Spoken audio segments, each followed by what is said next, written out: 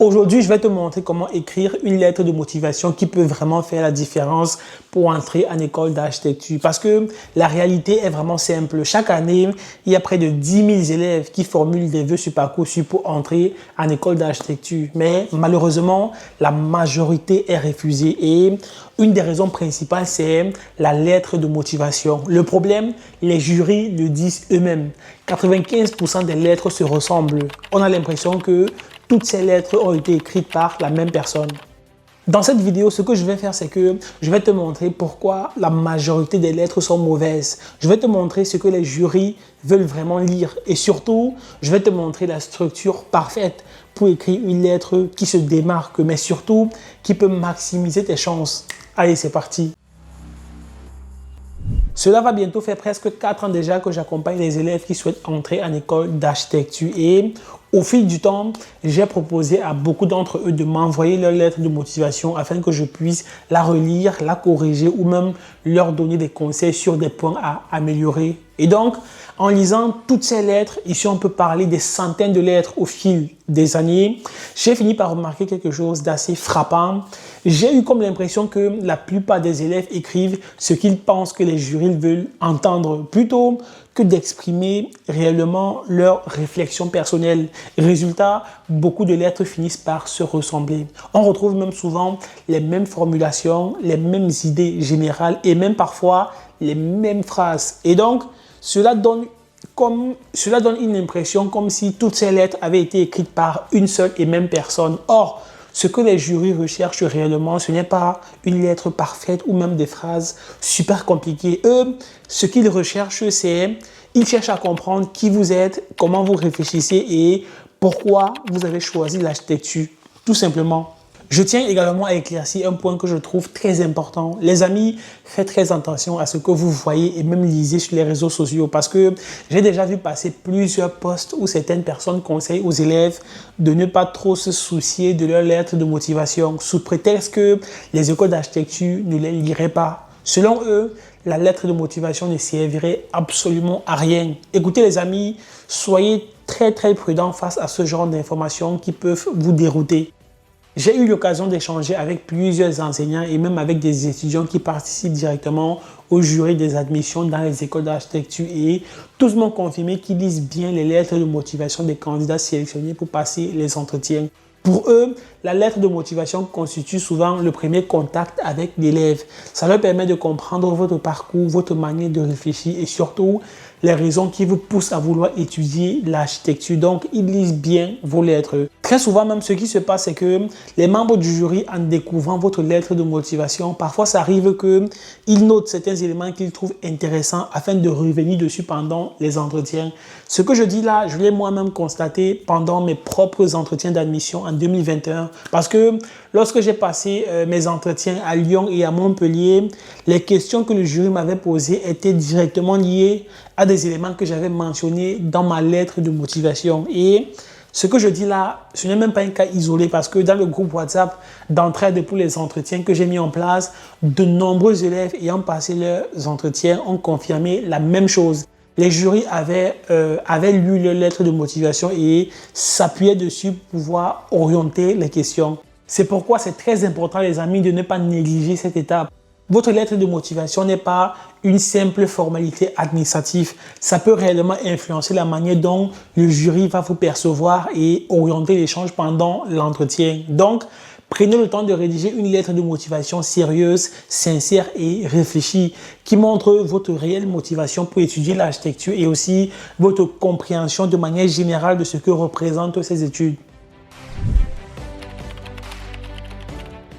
Maintenant, ce qu'on va faire, c'est que je vais te montrer la structure qui peut te permettre de faire la différence dans ta lettre de motivation. Tout d'abord, je te conseille de commencer ta lettre par une idée forte. S'il te plaît, ne commence pas ta lettre par « actuellement élève en classe de terminale dans la spécialité blablabla ». S'il te plaît, ne fais pas ça parce que 98% des lettres commencent toujours de cette même façon. Même moi qui vous parle en 2021, quand je rédigeais ma lettre de motivation, j'avais commencé par cette fameuse phrase des amis. Et il y a de cela quelques mois, j'ai échangé avec un de mes enseignants de master qui fait partie du membre du jury des admissions et il m'a dit « Brice, pourquoi toutes les lettres que l'on reçoit se ressemblent autant. C'est un truc de fou, il m'a dit. Il m'a dit que tellement vos lettres se ressemblent que ça ne donne pas envie de les lire. Et selon lui, les rares lettres qui se démarquent un peu restent vraiment dans la mémoire des membres du jury tellement c'est rare. Et il m'a encouragé à travers mes réseaux de vous dire de ne pas hésiter à être un peu originaux dans vos lettres de motivation, les amis. Et c'est exactement ce que je vous propose de faire ici, là.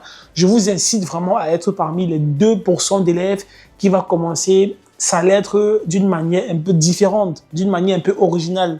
Pour capter l'attention des membres du jury, je trouve que c'est beaucoup plus efficace de commencer par une idée forte ou même par une réflexion personnelle sur l'architecture. Cette idée peut venir de plusieurs choses différentes. Une observation sur la ville, une réflexion sur le rôle de l'architecture dans la société, une expérience personnelle marquante, un bâtiment ou même un lieu que vous avez visité et qui vous a marqué, etc.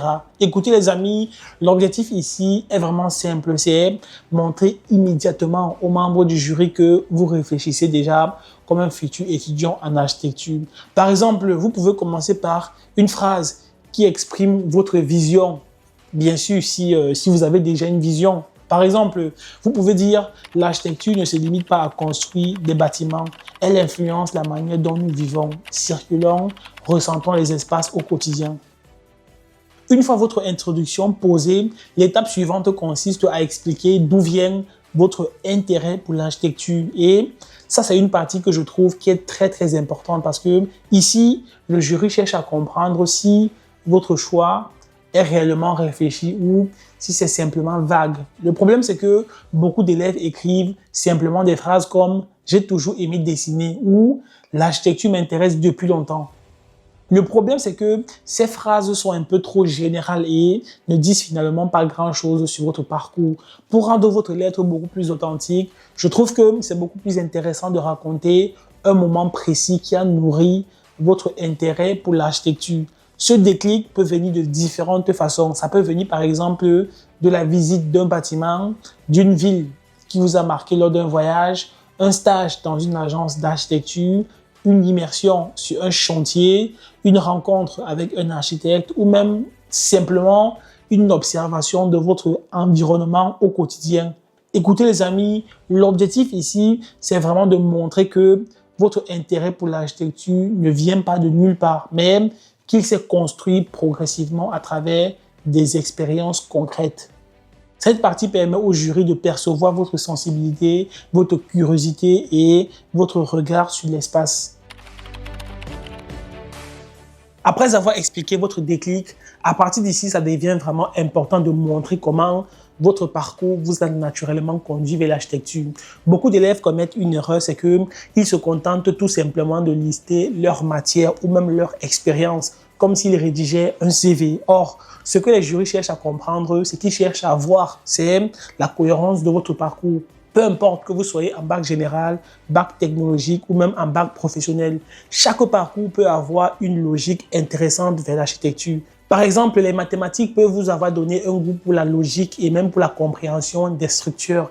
Les sciences économiques et sociales peuvent nourrir une réflexion sur la ville, les usages et l'organisation des espaces. Un bac professionnel dans le bâtiment peut vous avoir apporté une vision concrète du chantier et même de la construction. Écoutez les amis, franchement, ce qui compte ici, ce n'est pas votre filière en elle-même, mais c'est la manière dont vous allez expliquer ce qu'elle vous a apporté. Si vous gérez bien cette partie, franchement, vous montrez que votre orientation vers l'architecture est le résultat d'une progression et même d'une réflexion et non d'un choix fait au hasard. Avant de reprendre avec la suite de cette vidéo, je souhaiterais que vous me rendiez un service, les amis. Si vous appréciez ce que je fais, si vous trouvez ce que je dis dans cette vidéo pertinent, s'il vous plaît, prenez une seconde pour me lâcher un like.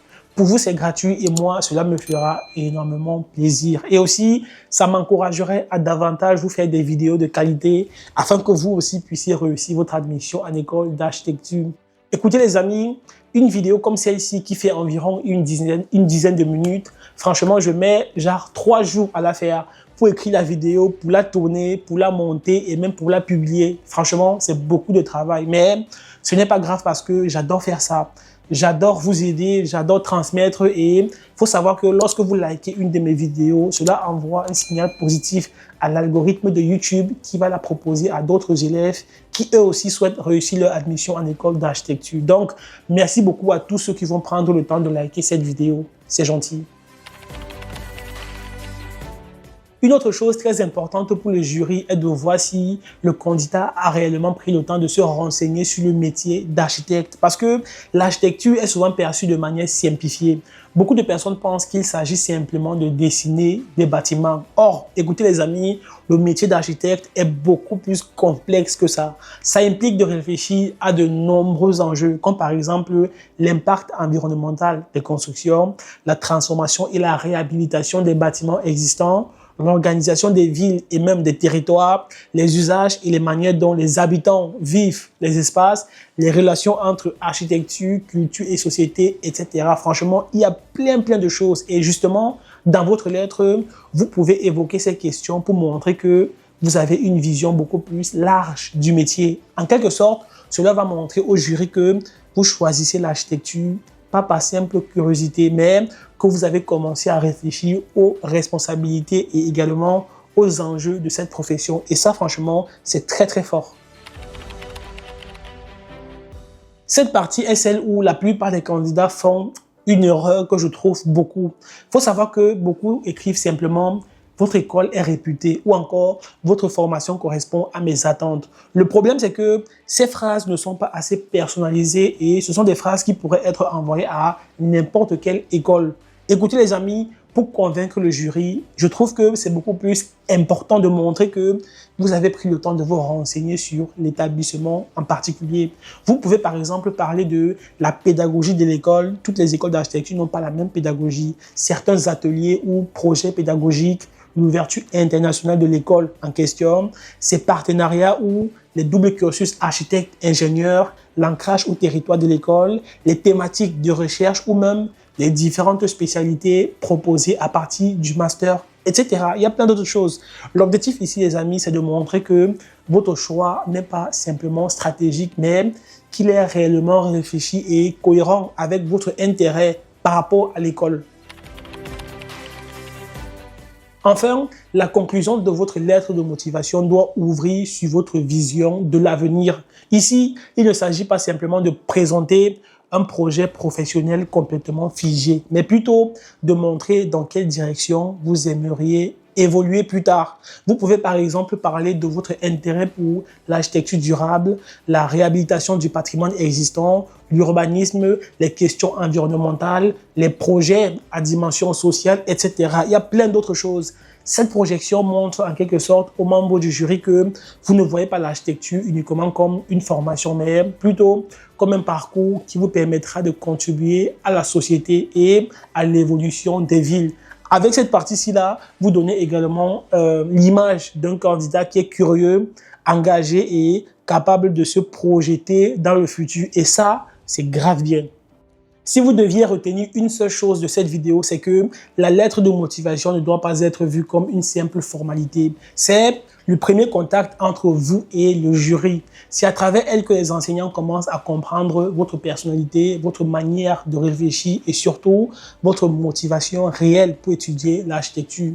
Dans cette vidéo, ce que j'ai fait, c'est que je vous ai présenté 5 éléments importants que vous pouvez utiliser pour structurer efficacement votre lettre de motivation pour une école d'architecture. Bien sûr, il y a encore beaucoup d'autres choses que l'on pourrait ajouter, comme par exemple la manière de parler de ces centres d'intérêt, comment valoriser un parcours atypique ou encore comment montrer sa culture architecturale dans sa lettre de motivation. D'ailleurs, dites-moi si ça vous intéresse. Dans une prochaine vidéo, je peux faire les choses complètement différentes. Je peux corriger une vraie lettre de motivation d'un élève en direct. Je la lirai avec vous, je vous expliquerai les erreurs selon moi, ce qui peut être amélioré et surtout, je vous montrerai à la fin de la vidéo comment transformer cette lettre à une version beaucoup plus solide, à une version beaucoup plus convaincante.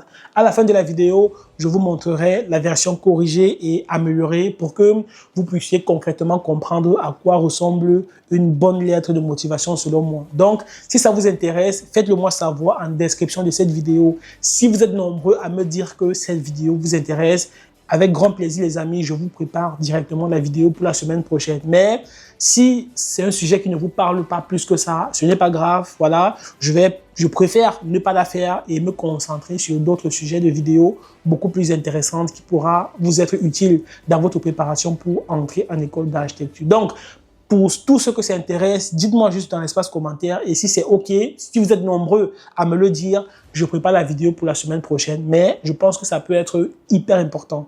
Si tu veux aller encore beaucoup plus loin, j'ai regroupé toute la méthode étape à étape dans mon livre. À l'intérieur, je t'explique en détail tout le processus des admissions, comment bien remplir ton dossier Parcoursup, comment rédiger un projet de formation motivé, efficace et surtout, comment comprendre ce que les jurys attendent réellement de vous. Le livre contient plus de 7 exemples de lettres de motivation analysées et expliquées afin que tu comprennes la logique derrière une lettre de motivation qui peut réellement marquer un jury et faire la différence dans ta candidature. Voilà. Tu y trouveras également toutes les questions posées lors des entretiens, y compris les plus difficiles, avec des exemples de réponses pour pouvoir t'inspirer. Dans certaines écoles d'architecture, il faut savoir que les entretiens reposent sur un commentaire d'image. On te donne une image et tu as quelques minutes pour l'analyser et la commenter. Ce que j'ai fait, c'est que dans le livre, je t'ai mis toutes les vraies images des entretiens afin que tu puisses t'entraîner dans des conditions réelles. L'achat du livre te donne accès à mon groupe WhatsApp d'entraide que j'ai mis en place depuis l'année dernière. Dans ce groupe, tu retrouveras des étudiants issus de différentes écoles d'architecture prêts à répondre à toutes tes questions sur leur école, sur les entretiens, sur le jury ou même sur les pièges à éviter lors des entretiens. Globalement, si tu utilises sérieusement le livre et que tu t'entraînes sur l'ensemble des questions, je suis persuadé que tu peux faire la différence. Le lien de ma boutique en ligne est disponible en description de cette vidéo si tu veux en savoir plus sur le contenu du livre. Si vous avez aimé cette vidéo, je vous recommande celle-ci-là parce que dans cette vidéo, je vous explique exactement comment Parcoursup va se passer. Comment remplir son dossier étape à étape sans faire d'erreur. Je vous laisse la vidéo ici, comme ça vous pourrez la regarder après celle-ci là. C'était Brice, on se dit à samedi prochain pour une nouvelle vidéo. Allez, ciao!